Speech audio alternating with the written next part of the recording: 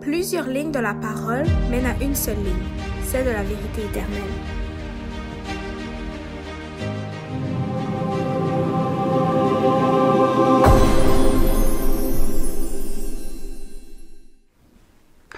Bonjour à tous et bienvenue dans notre émission Allons à l'école du sabbat. Nous allons voir aujourd'hui, dans la leçon numéro 7, les 7 sceaux. Je vous encourage donc à prendre votre guide d'études et à prendre votre Bible surtout en main, puisque nous allons beaucoup plus utiliser la Bible que cette leçon pour voir en détail les 7 sceaux. Je vous invite donc à prendre ces deux choses-là pour que vous puissiez bien comprendre ce que nous allons voir aujourd'hui et que vous puissiez bien suivre aussi ce que nous allons lire et décrire dans le chapitre 6 de l'Apocalypse. Je vous souhaite donc bonne étude et bonne écoute au cours de cette émission.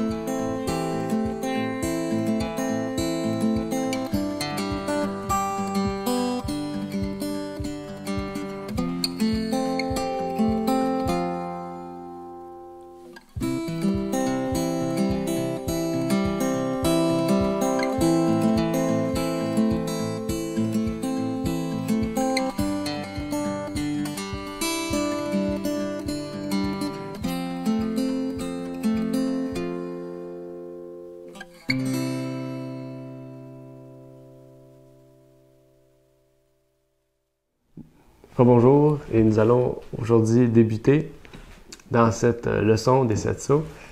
Et si vous avez remarqué, il y a encore, en fait, 7 sceaux. Et là, je spécifie bien 7 sceaux, puisque vraiment, le terme 7 revient, un terme récurrent qu'on retrouve à plusieurs reprises dans le livre de l'Apocalypse. Et déjà, dans les 3 premiers chapitres, on a pu voir 7 différentes choses. On a vu les 7 esprits de Dieu, les 7 anges, les 7 chandeliers d'or, on a vu les 7 églises, et là maintenant on voit les 7 sceaux, et peut-être même qu'il y a différents autres 7 qu'on a pu évoquer auparavant que j'ai oublié, et d'autres 7 qu'on aura à évoquer plus tard aussi.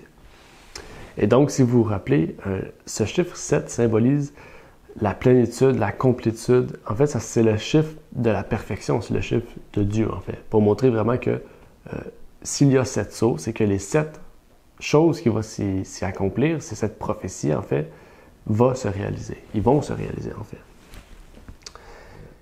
Avant de commencer, j'aimerais pouvoir prier avec vous et faire les invitations aussi habituelles, à savoir de mettre un commentaire dans cette vidéo-là, si vous le désirez, si vous avez des questions. Et sinon, vous pouvez nous contacter par email aussi à ligne-sur-ligne@gmail.com si vous avez des questions, si vous avez des demandes de prière, si vous voulez participer à des groupes de partage aussi, ou si vous voulez participer aussi à notre culte du sabbat, nous vous invitons à nous contacter sur cet email. J'aimerais donc pouvoir prier avec vous. Notre Père qui est aux cieux, j'aimerais te prier, Seigneur, pour que tu puisses bénir ce moment de partage que nous allons avoir. Bénis tous ceux qui auront écouté cette émission et que par cette émission, nous puissions permettre que ta parole puisse être mieux éclairée, que nous puissions amener une meilleure compréhension de ta parole. Et j'aimerais que tu puisses guider tous ceux et celles qui feront ces écoles de sabbat-là et tous ceux et celles qui auront à faire les écoles de sabbat peut-être dans le trimestre prochain et qui vont se rajouter donc à cette école de sabbat que les francophones utilisent pour connaître et étudier ta parole chaque semaine. Je te prie donc pour toutes ces choses au nom de ton Fils Jésus-Christ. Amen. Et donc déjà, on remarque le fait qu'on est dans un livre prophétique. Donc, la question qu'on se pose ici par rapport à ces 7 sceaux, c'est est-ce que ce sont des sceaux littérales ou des sceaux symboliques? Et donc, on a déjà pu avoir connaissance de cette église qui était symbolique. Donc, la question à se poser, c'est que déjà, on a un penchant plus vers le symbolisme que le littéral, puisque les 7 églises sont symboliques. Et donc, c'est la vraie question qu'il faut se poser déjà, c'est qu'est-ce que ça pourrait représenter si ces 7 sceaux sont symboliques? On remarque déjà que les 7 sceaux sont reliés aux 7 églises, sont reliés au ministère de Christ, puisqu'on a vu dans le chapitre 4 et 5 que le ministère de Christ était présenté. On remarque déjà que les 7 sceaux ont un lien étroit donc avec les églises, avec nous, les croyants, les fidèles. Mais là, l'autre question qu'on se pose, c'est que déjà, si les églises représentaient un point de vue sur sur les croyants, les sceaux représentent quel point de vue sur les croyants, en fait. Et si vous vous rappelez, on avait établi que les églises avaient un point de vue plus interne.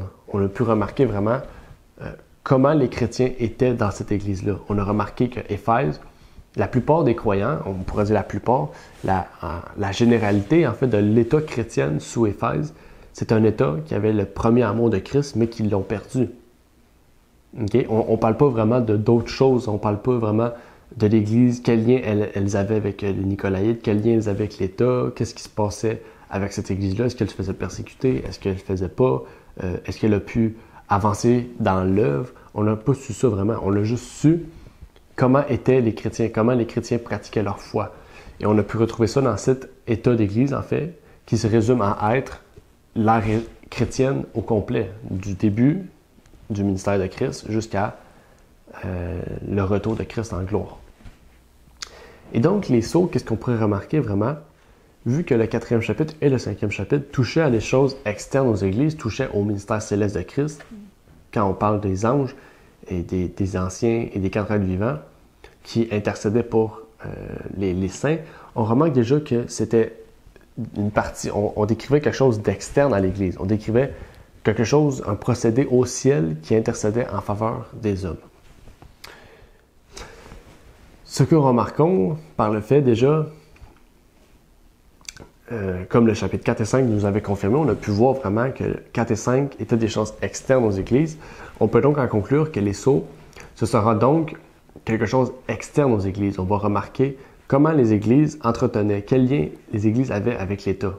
Est-ce que c'était séparé? Est-ce que l'État a essayé de s'unir avec l'Église? Est-ce que à un moment donné, l'Église a voulu se dissocier de l'État? On va pouvoir voir, peut-être pas toujours avec l'État, mais on va voir vraiment comment les églises ont amené le message. On va voir vraiment le côté externe, l'évangélisation. On va voir les relations. On va voir différents points comme ça du christianisme pour voir comment ces personnes-là ont avancé dans l'œuvre. Et donc, j'aimerais vous inviter à prendre votre Bible dans Apocalypse 6 pour que nous pourrons justement étudier davantage sur le sujet. Et dans Apocalypse 6, on remarque déjà au début, « Et je regardai lorsque l'agneau eut ouvert un sceau. » Verset 1, qui disait d'une voix de tonnerre, « Viens et vois. » Et là, Jean vient et va voir en détail les 7 sceaux. Et donc, on arrive au premier sceau. Aujourd'hui, j'aimerais aussi vous dire qu'on va voir les 5 premiers sceaux et peut-être une partie du 6e, mais vraiment, la semaine prochaine, on va pouvoir voir en détail le 6e et le 7e sceau, qui sont des sceaux particuliers, différents, et on va voir dans quel sens ils sont particuliers et différents. Mais on remarque ici déjà que dans ce premier sceau, au verset 2, on voit un cheval blanc. Premier terme intéressant, cheval blanc. On va pouvoir y revenir dans quelques instants. Mais on va voir que lui qui montait dessus, donc il y avait une personne dessus, avait un arc. Et on lui donna une couronne et il partit en vainqueur et pour remporter la victoire. Donc on remarque des termes intéressants. On voit arc, on voit couronne. Qu'est-ce que ça pourrait bien signifier, ces choses-là? Déjà, la couleur du cheval en particulier, on voit le blanc. Et le blanc, on l'a pu identifier déjà avec le vêtement blanc, le vêtement de fin lin qu'on parle souvent. Et ce vêtement-là, vraiment, le blanc, reflète vraiment la pureté. Okay? Matthieu 28, verset 3, nous parle vraiment de la pureté. Et la blancheur, vraiment, c'est quelque chose ici qui est symbolique. Déjà, si c'est symbolique, on remarque que les sceaux, déjà, prend un terme, une imagerie, un point de vue, une interprétation symbolique. Et donc, qu'est-ce qu'on reprendrait ici, c'est que le cheval blanc représente la première époque. Pourquoi? Parce que la première époque était directement reliée à Christ. Christ a donné le message dans sa pureté. Et donc, le cheval blanc représente bien la pureté de l'Évangile qui était donné à l'époque. Donc, déjà, l'arc a un lien avec la couronne. Et déjà, on voit ici qu'on parle que la couronne, lui permet de partir en vainqueur et de remporter la victoire. Donc, ça veut dire ici que l'Évangile a pu acquérir et avoir une grande possession de territoire, une grande victoire, a pu avoir de grandes victoires, a pu aller dans toutes les places du monde, en fait, dans tous les recoins du monde pour amener l'Évangile, et elle fut vainqueur. Et donc, on voit vraiment que l'Évangile avançait rapidement à cette époque-là. Et l'arc, en fait, on voit qu'un arc, ça représente souvent quelque chose en rapport avec la guerre, la violence, la tuerie. Mais peut-être ici, le fait qu'on parle de l'Évangile, de la pureté de l'Évangile, on parle ici de l'arc étant comme la vigueur, le fait de, quand on dit l'arc a touché ton cœur, on peut parler ici que l'Évangile a touché le cœur des gens et que l'arc représente vraiment le fait que toute personne peut être touchée par cet arc. Toute personne peut être touchée par cette flèche qui est l'Évangile. Et donc, on parle ici que l'arc vraiment atteint les cœurs de toute personne. Donc, qu'est-ce qu'on voit ici vraiment, c'est le côté évangélisation. L'évangélisation était grande, l'évangélisation avait beaucoup de victoires, l'évangélisation avançait à grands pas. Pourquoi? Parce que l'Évangile était pur. Et là, si vous voulez voir pourquoi l'Évangile était pur et qu'est-ce qui a mené en fait à ce deuxième saut, c'est là qu'il faut retourner aux églises à la première état, Éphèse, et par la suite à Smyrne. Donc vraiment, les sauts et les églises sont vraiment liés ensemble. Et quand on lit les deux, on peut comprendre vraiment déjà l'état des chrétiens, et on voit que l'état des chrétiens a mené à cette réussite de l'Évangile, à ce cheval blanc. Donc vraiment, c'est ensemble, on parle de l'évangélisation, des liaisons qu'ils avaient avec les personnes. Mais ce qui est intéressant ici, c'est qu'on parle aussi de cheval. Ça aurait pu être n'importe quoi. Ça aurait pu être un taureau, ça aurait pu être un lion. Pourquoi un cheval? Et donc, pour cela, pour comprendre, il faudrait retourner dans Zacharie. Zacharie 6, de 1 à 5. Je lis pour vous Zacharie 6, de 1 à 5. Je levai de nouveau les yeux et je regardais. Et je vis 4 chars qui sortaient d'entre 2 montagnes. Et ces montagnes étaient des montagnes d'airain. Au premier char, il y avait des chevaux roux. Au second char, des chevaux noirs. Au troisième char, des chevaux blancs. Au quatrième char, des chevaux mouchetés et vigoureux. Donc, je vais arrêter là, ici, de Zacharie 6, 1 à 4, pour déjà amener le contexte des chevaux. On parle ici vraiment de 4 chevaux, avec des couleurs. Ça ne veut pas dire que qu'est-ce que Zacharie voit là, c'est exactement qu'est-ce que représente Apocalypse. Mais on voit ici que les chevaux peuvent représenter quelque chose d'autre. Et si vous lisez déjà un peu plus loin, okay, dans Zacharie verset 5, okay, Zacharie 6, verset 5, ça dit « L'ange répondit, il me dit, ce sont les 4 vents des cieux qui sortent du lieu où il se tenait devant le Seigneur de toute la terre. » Donc ici, ces 4 vents des cieux, on parle ici de 4 vents, c'est-à-dire que chaque cheval est un vent. On peut parler ici de l'Esprit de Dieu. Et je sais que différentes versions peuvent changer vraiment le terme de cette phrase-là, mais ici, on parle de l'Esprit de Dieu. Et donc, ce qui est intéressant ici, c'est que la personne qui est dessus, ça pourrait être les chrétiens en fait, mais le cheval, vraiment, ça représente l'Esprit de Dieu qui est derrière. Comment les gens reçoivent l'Esprit de Dieu, comment les gens veulent avoir l'Esprit de Dieu. Et donc, on voit que quand le cheval est noir, on pourrait voir que l'Esprit de Dieu n'est plus là, en fait. Et quand on voit que c'est blanc, on voit que l'Esprit de Dieu a été accepté. Le cheval noir, l'Esprit de Dieu a été refusé, l'Esprit de Dieu a été négligé, peut-être blasphémé. Le blasphème contre le Saint-Esprit, ça pourrait être de ce fait-là, le fait que les gens refusent l'appel de Dieu et acceptent l'appel des hommes. Donc, on voit vraiment ici que ça ne veut pas dire que Zacharie équivaut parfaitement à celui d'Apocalypse, mais on voit vraiment que le symbolisme du cheval ici est important parce que Zacharie, en fait, le Dieu a montré à Zacharie que le cheval représentait l'Esprit de Dieu. Donc, dans Apocalypse, sûrement qu'il y aura un lien avec cet esprit-là, en fait, le cheval et l'Esprit. Et donc, on arrive au deuxième sceau. Ce deuxième sceau est démontré par un cheval roux. Et on le voit au verset 3 et 4. En fait, moi, ça dit cheval de feu, un cheval de feu, mais vous, ça peut être cheval roux, cheval rouge, selon les versions. Mais déjà, qu'est-ce que ça peut être, ce cheval roux-là? On voit ici que celui qui le montre a le pouvoir de bannir la paix de la terre, de faire que les hommes se tuassent les uns les autres, et on lui donna une grande épée. Donc vraiment, ce cheval-là est très différent du cheval blanc. Mais on a vu déjà que le cheval pouvait représenter le Saint-Esprit. On voit déjà que la couleur change, donc la couleur a un symbolisme aussi. Et donc, qu'est-ce qu'on voit ici, c'est déjà que ce cheval-là n'emmène pas la paix. En fait, celui qui est dessus commence à rejeter l'Esprit de Christ. La couleur, on voit qu'il est parti de très pâle et commence à aller vers le plus foncé. Le rouge ou le roux, c'est entre vraiment les deux. C'est entre le blanc et le noir. Donc, le roux ici, ça veut dire que vraiment, l'Esprit de Dieu a commencé à être rejeté, mais certains gardent encore la foi face à l'épreuve. Mais ça montre aussi que beaucoup de gens vont perdre leur vie à cause de la vérité. Et pourquoi on voit ça? Parce qu'on voit que le cheval, la personne qui le monte, a le pouvoir de bannir la paix. Et déjà, sa couleur, le rouge, représente le sang, peut représenter le sang. Donc, on voit vraiment que tout est relié ensemble.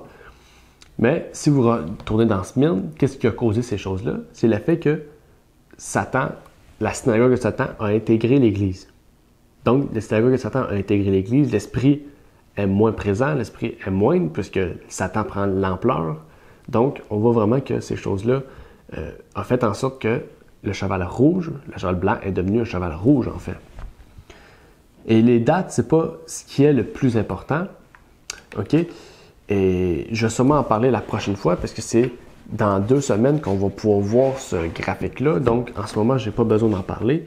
Je pourrais en parler, mais on voit vraiment que les dates, c'est similaire vraiment à ce qu'on retrouve dans les églises. Et donc, pour les deux premiers sauts, les dates sont les mêmes. Et je voulais aussi dire que dans ce cheval-là, le cheval qu'on retrouve, le cheval rouge en fait, on retrouve ce qui est décrit dans 2 Thessaloniciens 2, verset 7. Le fait que la synagogue de Satan est entrée dans l'Église, on voit que le mystère de l'iniquité aussi fait son entrée dans l'Église pour amener justement la complétude de cette prophétie de Paul. Mais il faut voir vraiment que la synagogue de Satan est rentrée, mais Satan aura son trône dans l'Église prochainement. On retrouve ça dans Pergame. Et on retrouve ça aussi sous le cheval noir, qui est à la même époque que la 3e Église de Pergame.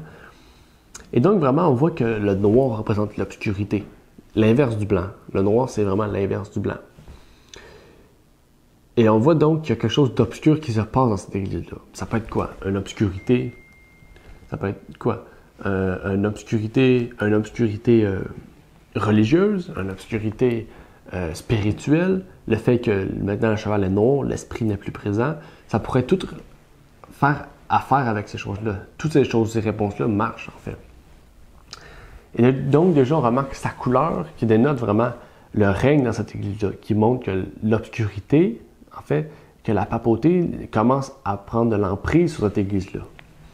Et donc, on remarque vraiment que c'est plus la lumière de Christ qui est présente, c'est Satan qui commence à amener sa lumière sur cette église-là. Et cette lumière-là, elle est obscure, elle n'est pas claire, elle est très obscure même. Et donc, on remarque déjà que cette période-là, c'est une période de corruption morale. C'est causé principalement par l'union du pouvoir civil et religieux.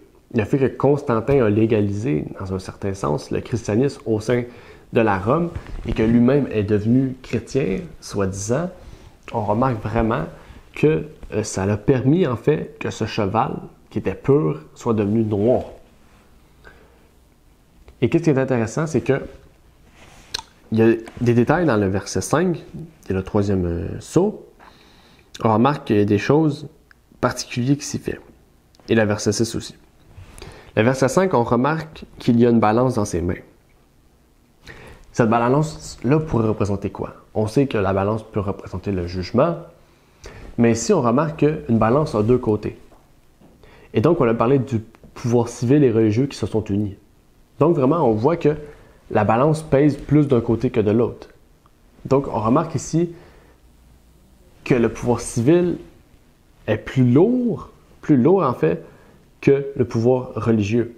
Ce qui veut dire vraiment que le pouvoir civil domine sur le pouvoir religieux. Mais on sait que dans Thyatire, ça va être l'inverse. Dans Thyatire, le pouvoir religieux va dominer sur le pouvoir civil. Mais à ce moment-là, le pouvoir civil domine sur le religieux. Parce que c'est Constantin qui dirige l'Église en ce moment. Constantin règne et c'est lui qui fait la loi.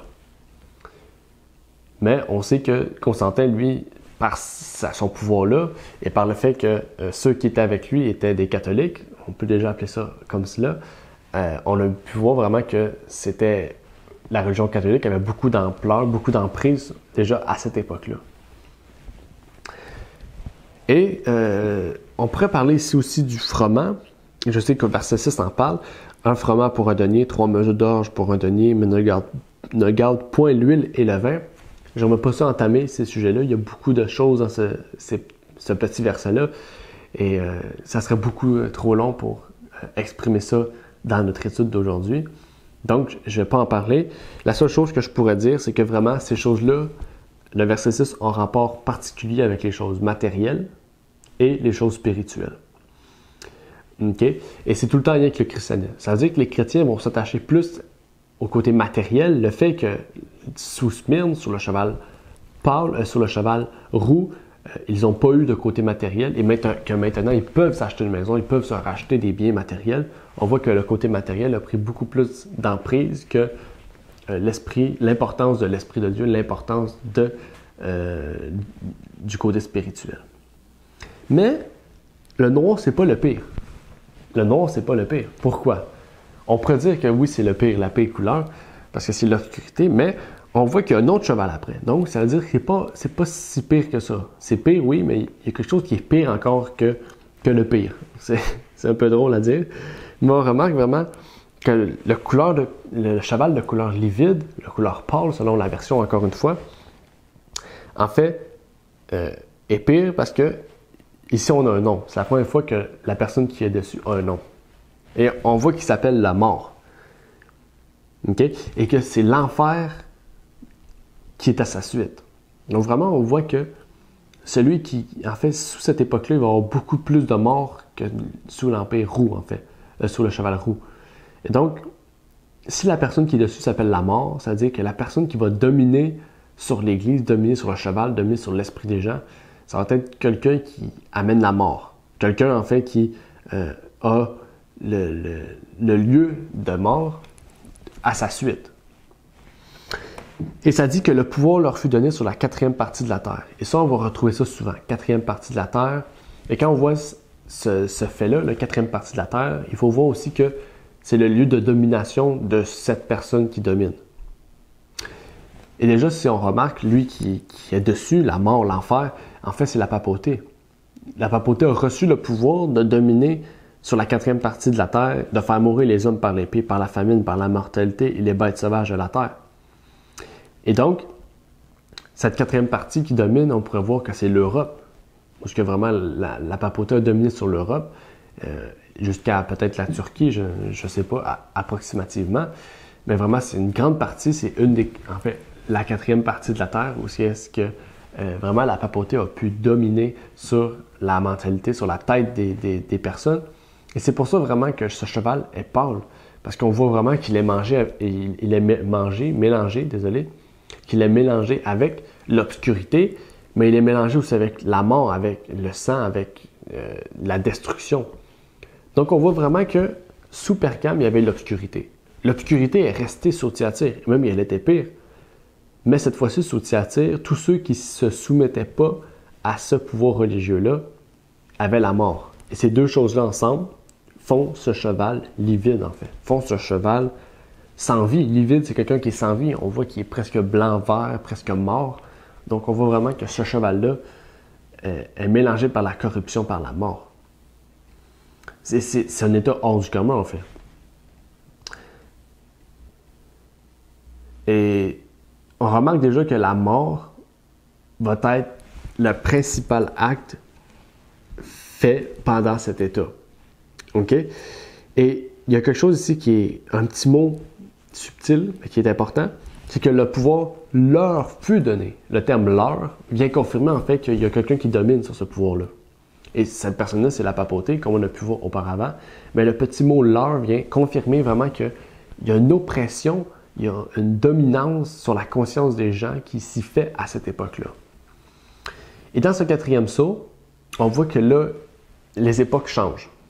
Déjà, ce 4e sceau, on voit que la mort a suivi. Pendant de longues périodes, la papauté a dominé sur les gens, a tué des gens pour aucune raison, mais il y a un mouvement qui a fait en sorte vraiment que cette oppression papale-là a pu pas être supprimée, mais qui a pu être réduite. Et cette réduction, en fait, vient montrer vraiment qu'on rentre dans une nouvelle ère, on rentre dans un nouveau sceau. Et en fait, ça nous montre qu'on rentre dans ce 5e sceau. Parce que ça nous dit, dans le 5e sceau, ceux qui sont sous l'autel avaient été mis à mort pour la parole de Dieu.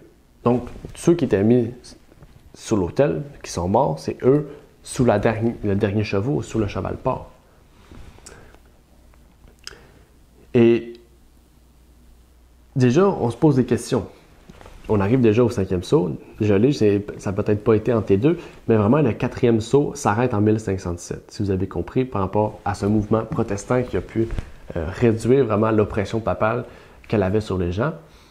Et on parle ici sur l'autel des âmes, de ceux qui avaient été mis à mort pour la parole de Dieu et pour le témoignage qu'ils avaient maintenu. Et on trouve ça au verset 9. En fait, cet autel-là parle. OK? Je vis sous l'autel les âmes de ceux qui avaient été mis à mort. Mais verset 10 nous dit, « Et elle cria à grande voix en disant, « Jusqu'à quand, ô Seigneur, les saints et le véritable ne jugeras-tu point et ne vengeras-tu point notre sang? » Et jusqu'au verset 11, OK, c'est encore le 5e saut, montre vraiment que ces personnes-là crient. Donc, si ces personnes-là crient, je vais prendre, si je me mets dans la peau d'un protestant, OK, ou d'un catholique, peu importe, il y a quelqu'un qui croit à l'immortalité de l'âme, en fait, il va se dire, s'il parle, c'est parce qu'il est vivant. Son âme est vivante. Donc, l'autel est au ciel ou est en enfer. Puis, vu que là, on parle de saints, de personnes vraiment qui ont donné leur vie pour Christ, en fait, ben c'est au ciel. Donc, l'autel est au ciel. Mais la question aussi qu'on se pose, c'est que, déjà, pourquoi les saints crieraient, OK, s'ils sont au ciel? Et pourquoi il y aurait un autel où des gens brûlent au ciel? Parce que au ciel, c'est le paradis. Il n'y a pas personne qui crie, il n'y a pas personne qui pleure, il n'y a pas personne qui souffre, en fait, au ciel. Et surtout pas, Dieu ne permettrait pas un autel au ciel où des gens brûlent éternellement. Donc, ça serait illogique que cet autel-là soit au ciel. Donc, la seule logique plausible, c'est qu'elle soit sur la terre. Et que vraiment, ces personnes-là qui parlent ne parlent pas réellement, elles ne sont pas vivants, en fait. C'est pour permettre à Jean de bien comprendre ce qui était représenté dans ce sceau-là, en fait. Et donc, on arrive déjà à ce 5e sceau. Et qu'est-ce qui est intéressant, c'est que verset 11 nous dit « Et on leur donna à chacun des robes blanches, et on leur dit d'attendre encore un peu de temps jusqu'à le nombre de leurs compagnons de service et de leurs frères, qui devaient être mis à mort comme eux, fut accompli. » Et donc, ici on parle de 1517, et jusqu'à quand? On pourrait arriver jusqu'en 1798. C'est jusqu'en 1798 que tout a été arrêté et que ceux qui tuent par l'épée fussent tués par l'épée, d'après Apocalypse 11. Mais on remarque que le 6e sceau a quelque chose de spécial. On parle de tremblement de terre, on parle de soleil qui devient noir comme le sac de crin, on parle de la lune qui devient comme du sang, les étoiles qui tombent du ciel. Et donc, ici, on parle d'événements différents qu'on a vus auparavant. Auparavant, on a vu vraiment des événements qui ne semblaient pas logique, compréhensible par l'humain. Et quand je dis ça, c'est que dans les règles d'interprétation de William Miller, les règles qui nous ont permis justement de comprendre le livre de l'Apocalypse selon la parole, ben, il faut comprendre que si on voit une image, si on voit quelque chose qui est écrit et qu'on peut retrouver sur Terre, il faut le prendre au sens littéral. Mais si on retrouve une image qu'on ne peut pas prendre dans la vie de tous les jours, c'est symbolique. On pourrait prendre l'exemple d'un dragon avec 7 têtes et 10 cornes avec des couronnes sur les têtes. On voit ici qu'on ne peut pas retrouver ce dragon-là sur Terre, donc c'est symbolique. On peut retrouver des gens qui parlent sur l'autel. Ici, on voit que c'est symbolique, c'est pas littéral. Donc, on voit vraiment que c'est comme ça. L'agneau aussi, on voit que c'est pas littéral, c'est symbolique. On voit un agneau qui parle, un agneau ne parle pas. Donc, on voit que ici, ça représente Jésus. Mais le 6e sceau a une interprétation différente, parce qu'on parle de tremblement de terre. On peut voir ça sur Terre. Le soleil qui devient noir, est-ce qu'on peut voir ça sur Terre? Ça, c'est la question. La lune qui devient comme du sang, est-ce qu'on peut voir ça sur Terre? Une autre bonne question. Et par rapport aux étoiles aussi. Donc, ça, c'est qu'est-ce qu'on aura à voir la semaine prochaine. Et donc, je ne vais pas dire la date ici pour ça, mais déjà, vous avez pu comprendre les 5 premiers sceaux.